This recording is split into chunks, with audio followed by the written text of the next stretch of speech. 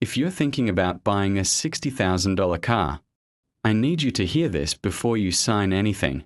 Because the income you think you need to afford this car, you're probably off by about $40,000.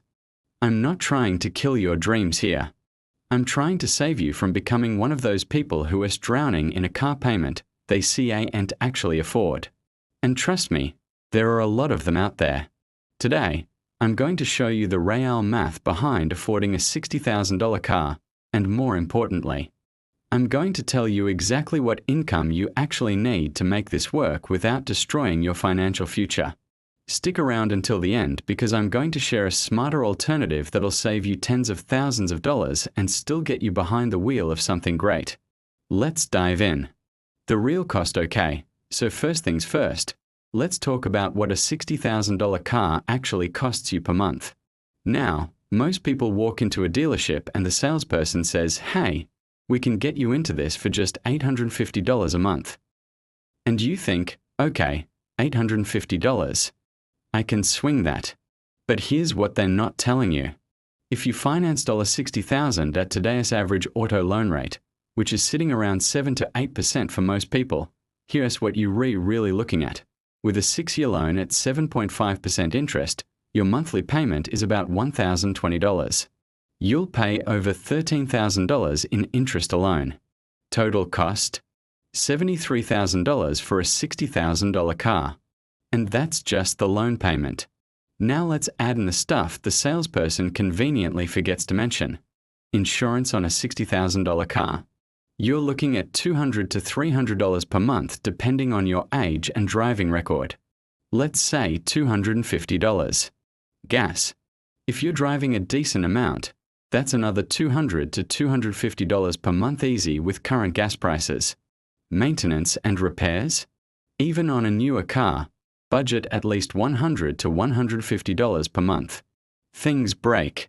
Tires wear out. Oil changes add up. So let's add this up.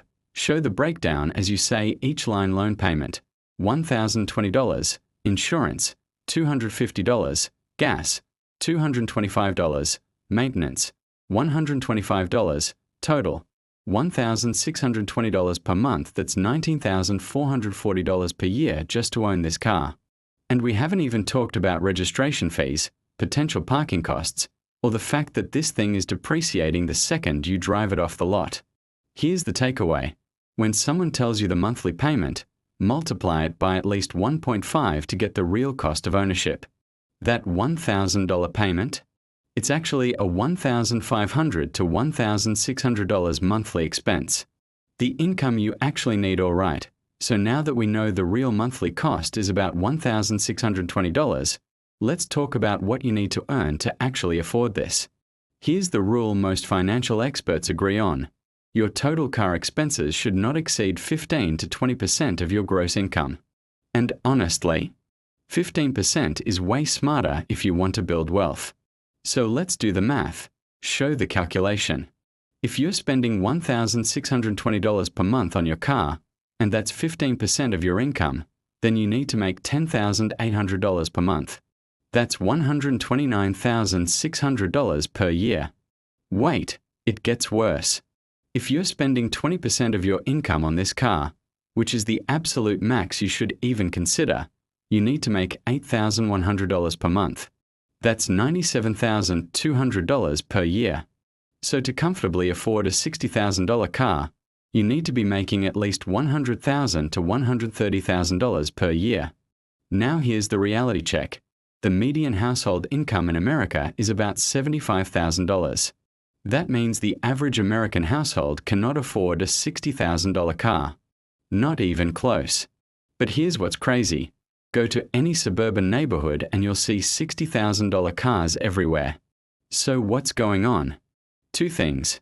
First, people are stretching to 7-year and even 8-year loans to make the payment fit their budget. That's insane. You're paying interest for almost a decade on a depreciating asset. Second, people are spending 25%, 30%, even 35% of their income on their car. And then they wonder why they can't save money, why they're stressed about bills, why they feel broke even though they make decent money. I had a buddy who made $85,000 a year and bought a $55,000 truck. On paper, he could afford the payment, but he was constantly stressed about money, had almost nothing in savings, and couldn't even think about investing for retirement. Here's the bottom line. If you make less than $100,000 per year, a $60,000 car is going to hurt your financial future.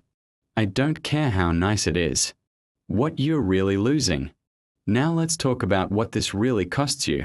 And I'm not talking about the sticker price. If you're spending $1,620 per month on a car, that's money you're not investing. And over time, that difference is absolutely massive. Let me show you what I mean.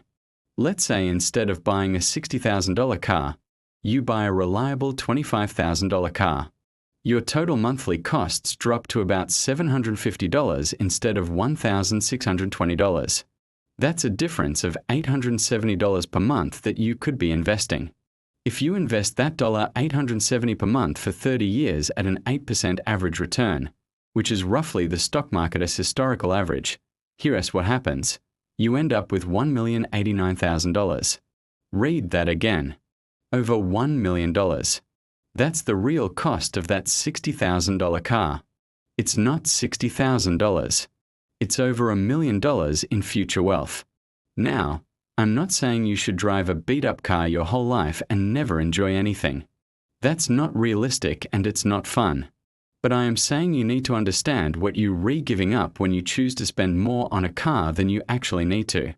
Every financial decision is a trade-off. When you buy that $60,000 car, you're trading your ability to retire early, your ability to build a solid investment portfolio, your financial peace of mind, your emergency fund, and potentially your kid's college fund. Is it worth it?